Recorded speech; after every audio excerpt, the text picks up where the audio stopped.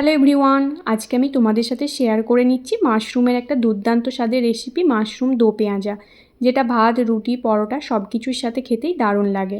তার জন্য এখানে আমি 300 গ্রাম মাশরুম নিয়েছি। মাশরুমটাকে ভালো করে ধুয়ে নিয়েছি। এগুলোকে আমি পিস পিস করে কেটে নিচ্ছি। তো সব মাশরুমগুলো আমার কাটা হয়ে গেছে।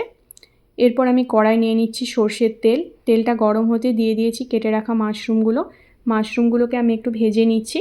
এখানে নুন হলুদ দিচ্ছি না, কারণ মাশরুম থেকে এমনিতেই প্রচুর জল বেরোয়। নুন হলুদ দিলে আরও অনেকটা জল বেরোবে, ভাজতেও অনেকটা টাইম লেগে যাবে। তো মাশরুমগুলো আমার ভাজা হয়ে গেছে। এরপর আমি সব মাশরুমগুলোকে তুলে নিচ্ছি।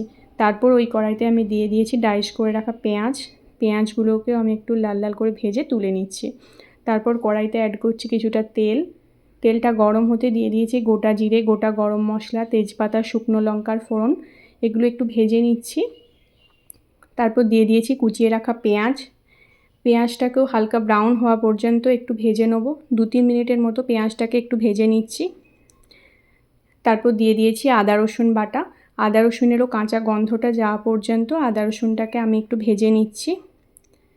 তারপর দিয়ে দিচ্ছি কুচিয়ে রাখা টমেটো কুচিটা দিয়ে টমেটোটাকে আমি একটু নরম হতে দেবো।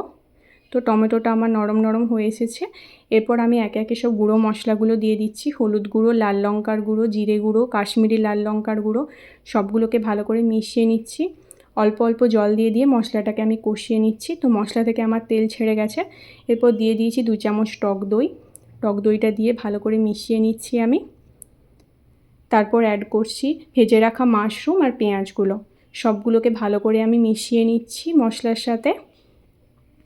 তারপর অ্যাড করছি পরিমাণ মতো নুন, দিয়ে এটাকে ঢেকে রাখছি 3 মিনিটের জন্য। ঢাকা খুলে নিয়েছি 3 মিনিট পর। তারপর দিয়ে দিয়েছি গরম মশলা, ধনেপাতা কুচি। তো আমার মাশরুম দো পেঁয়াজা রেডি। ভিডিওটা তোমাদের কেমন লাগলো অবশ্যই আমাকে কমেন্ট করে জানিও। ভালো লাগলে আমার চ্যানেলটাকে লাইক, শেয়ার আর সাবস্ক্রাইব করতে একদম ভুলো না।